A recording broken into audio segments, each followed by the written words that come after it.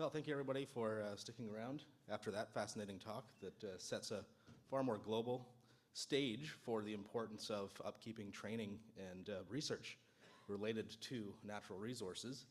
And this talk is going to be a bit of an overview of what Memorial University does within that space. It's going to mostly be a picture show, student-focused. I'm going to touch on some of the issues we face, but I don't want to focus on that. I just want to step into kind of our role within the provincial landscape.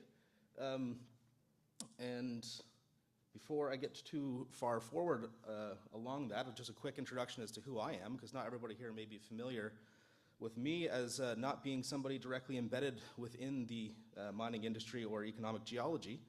I'm a geochemist. I'm the geochemist at Memorial University. I teach a few of the core geochemistry courses. And I have a few research areas that are applicable overlap, and there is some research that ties into that, which is largely along trying to expand our tools for LCT pegmatite exploration, and I remain interested in iron ore and its evolution and formation.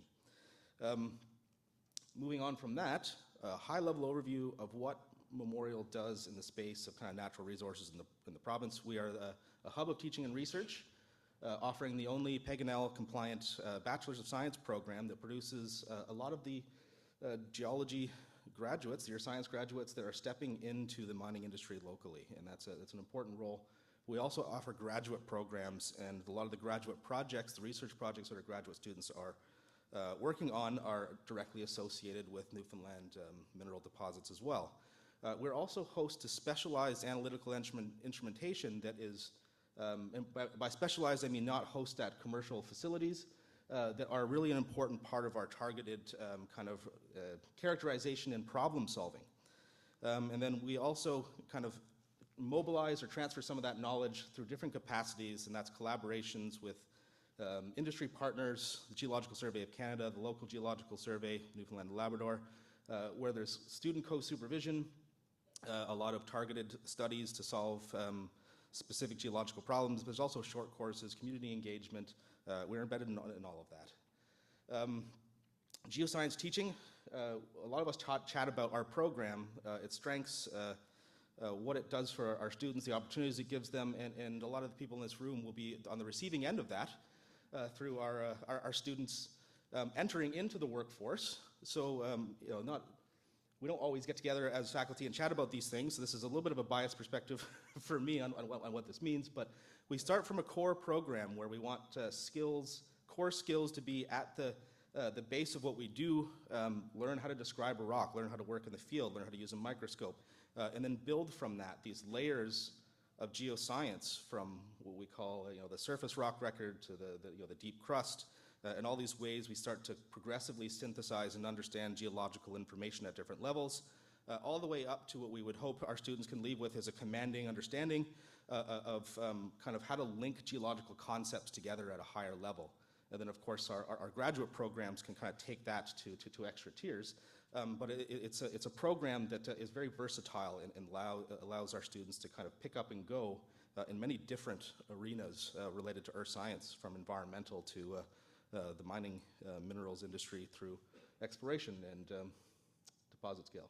So tied to that core teaching and expertise, we had a wave of retirements over the last, since I've arrived, so starting kind of 2018 moving forward, that hits on a lot of these core areas we want to be a focus and kind of appear in our program in a prominent way. Structural geology, igneous petrology, mineralogy, paleontology, also economic geology and exploration geochemistry, and different aspects of geophysics, mostly applied in theoretical seismology through 2 faculty retirements. We had 4 of those replaced. Switch the order here to match the next slides, and we had a Hibernia research chair hire that expanded our sedimentary component a little bit. So this is really just a showpiece for these new faculty members who people here may not know or have interacted with yet, and to know what they are doing within the mineral deposits industry, and that you may want to reach out to them if there's any overlaps. So Eric Thiessen's our new structural geologist. He has some active research collaborative with David Lowe and some researchers at St. FX related to LCT pegmatite genesis in southern Newfoundland. And he's also been working with some of the rare earth element deposits, Labrador. Our new mineralogist is a colored gemstone expert, and he has a global portfolio of research projects on colored gemstones, locally, including some of the amethyst deposits that people may have seen walking through the show floor earlier. Paleontology and carbonate sedimentology, Hilary Corlett joined us most recently. And she is working on magnesite deposits, dolomite deposits, MBT related, and is also kind of our part of our expanding carbonate-focused sedimentology strengths program. We have an igneous petrologist who joined us new, who's also an expert in geochronology. An important component of what we do is dating rocks to put things into a time-based context. Stephen Denishin joins us there. Dave Lowe is our Hibernia Research Chair, embedded into some of the LCT pegmatite work, as well as a number of different clastic sedimentology-related projects. With new faculty comes new breath of air and refreshing of some of our program, our courses, how they're taught, how they're designed. Hilary Corlett and Eric Thiessen took on trying to redevelop our second-year field course that now continues on throughout the semester and is more methods-focused. But this is the first iteration of that is currently ongoing, and this is the second-year students in the field not too long ago.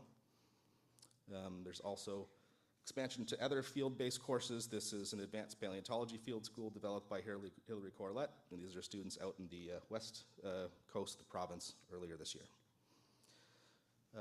With our students and their program, they're lucky to kind of receive early on the entry into the community of geosciences in the province through its long storied history, which includes a lot of successful people who had a good time at Memorial in their past, or have been really important agents in the fields that have given back, or people have raised money in their memory.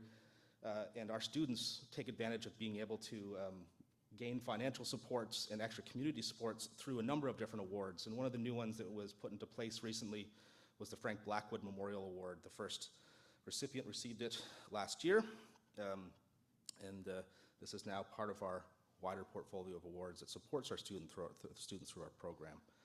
So I was very happy to be at this awards ceremony. It was very nice to see a nice commemoration to Frank, who I'd met briefly when I first arrived. Part of the industry side of that coin as well, Synovus, as part of a larger donation to Memorial University, allocated $50,000 as bursary to our undergraduate students. So there were 10 recipients of $5,000 bursaries in our program. That really makes the difference for students being able to access education in the province. Our student societies are diverse across the department. There's the Alexander Murray Geological Club that people who went through the department will remember, and it's still very active. Students have many events, but there's also a number of coordinated chapters, such as the Society of Economic Geologists. There's a student chapter, the other SCG involving geophysics, and these are a couple of photos from tours, organized short courses. Students are good at embedding themselves into the geoscience community as part of their degree. It's always refreshing to see. I'm not going to belabor any of this, but we, as part of our portfolio of analytical instrumentation that's important to our targeted problem solving, we have some of these unique bits of instrumentation that are critical for us to maintain and are actually an important part of what puts Memorial Earth Sciences on the map across all of Atlantic Canada, but even beyond. So we're doing our best really to try to bring a lot of these facilities into the modern world of geoscience, because some of the instrumentation is a bit old, some of it's still functional, some of it is not. We've hired to kind of try to build around this analytical backbone that is so important across the geoscience community locally. Right? So we've had successes with the Canada Foundation for Innovation and generous matching funds from the province as well. There's a wider alignment of our program with provincial priorities. Strategic areas, critical minerals is the current one, but not restricted to that. Gold, carbon capture, oil and gas. What we train our students to do as part of their program at different levels is to really be good geoscientists that can kind of contribute to any one of these fields. And I'm just going to pull a couple of examples of recent funding successes related to critical minerals and beyond. I'm not going to go into the details of these, but these are examples of some of the active, engaged research of MUN within this framework, right? So the Alliance Missions Critical Minerals grant was a specific call for industry partnership based research that was targeted towards critical minerals, and we had a few successes in our department as well as in engineering. One of these is the Sockman-Bentman-Piedmont tackling of the LCT pegmatite deposits in southern Newfoundland. There are students working on this project now. The lead PI is Donnelly Archibald at St. FX, but that's incorporating MUN students as well that are co-supervised here, and it's an important way to kind of move forward our understanding of different deposits and different geological things to tackle across the province. Other things in play, there is a growing kind of push forward for a MUN geophysical electromagnetic data consortium that is involving partners through across a number of different industry players as well as different institutions, and a good component of money behind that to support a range of postdocs and students to advance our knowledge of interpreting electromagnetic data. There's targeted projects on the ground. This is an example of one, Northern Shield Resources, working in the Burin Peninsula. This is a recently joined MSc student, Kane Johnson, who worked with Steve Denishin to understand the genesis of some of these rocks and how it relates to mineralization. Steve Piercy is one of our most prominent economic geologists that is kind of known widely, and he's embedded in a lot of different projects, largely VMS related. And this is one of the recent successful projects with one of our PhD students in the field with some of the geoscientists now at Firefly Metals out in the field collecting data, active research examples. But what MUN does is also a little bit bigger than just the province, and that's an important thing to kind of put provincial geosciences out there more largely. And this is not for anybody to kind of read in detail, but Stephen Piercy took over as the Society of Economic Geologists president very recently, and this is one of his the messages from the president. And you know, without reading too much, the opening paragraph is a description of humble beginnings in Corner Brook with geology around you, and how that can lead into a career in geosciences. And he very rightly and you know, strategically tries to tackle some of the counter pop culture movement of you know, painting geosciences as the Kardashian of the Kardashians of science, right? We kind of get labeled with these inappropriate wider scientific context labels, but it's important to push back against that because of the importance of the role of geoscience within all this stuff. Also at MUN, John Jameson is the chair of the International Ocean Drilling Program. He took over that role, and it has put MUN as the home of IODB Canada. The office exists there. There are relationships of the IOTB that is important to the province related to the oil and gas industry, but it's also important for us to be able to gain new knowledge of understanding globally relevant processes. In terms of the challenges, we're almost through this. I'm trying to go through a bit quicker to kind of get us back on time. Budget cuts Memorial University, we don't have any control over those. That's an administrative push downwards onto the department.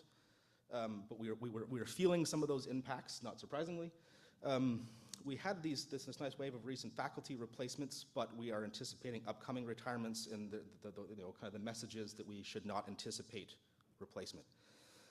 We've lost some support staff without replacements, growing cost of living for students, changes to international student permitting and kind of being able to gain entry to the country internationally to access our graduate programs is becoming a little bit more of a challenge. We're having some institutional support with kind of getting new things off the ground, including rebuilds of labs, trying to externally fund chairs that can bring in some new expertise and growth to the department, as well as trying to kind of build along some of the opportunistic lines such as critical minerals. Our enrollment is generally low, increasing, but not out of the ordinary for Canada. So we are currently at 72 students registered or declared as a major in earth sciences, which is not bad for the undergraduate program, and we have almost the same amount of total graduate students across the MSc and PhD range. So very active on the research game with graduate students as well. Almost there. Spiraling that into opportunities, we're trying to basically continue to offer the strongest possible training in our programs with the resources we have available. We want to continue to leverage the provincial geoscience community to promote the importance of Memorial in its role in earth sciences in the province, which can involve building new partnerships with other provincial agencies listed there. Critical minerals being now one of these opportunistic areas to build, and then continue to kind of tap into the analytical expertise and build that component and that importance of Memorial University Geosciences moving forward. So the future of our sciences is the future of our students. You work with our students, largely some of them are in this room. I don't know if I got everybody's permission for photos. They gave the permissions to somebody else, so we've kind of rolled that into this presentation. But they're active in the field, they're active in labs, and from that, we like hearing from other parts of the geological community of what our students are doing, what you like about the training at MUN. Have conversations with the faculty. We always want to have those types of conversations. We're always willing to. We want to hear from you. So come find any one of us at any point in time for us to chat. Thank you.